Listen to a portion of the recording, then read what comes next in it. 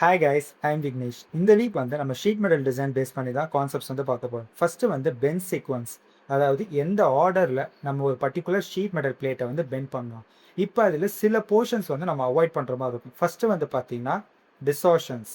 ஒரு ஹீட்டை வந்து இன்க்ரீஸ் ஆகுது, நெக்ஸ்ட்டு வந்து அந்த பர்டிகுலர் ஷீட் மெட்டலில் இப்போ வந்து ஸ்ட்ரிங்கேஜ் ரீசன் கிரியேட் ஆகுதுன்னா அது டிசார்ஷன்ஸ், அதை வந்து அவாய்ட் பண்ணணும்.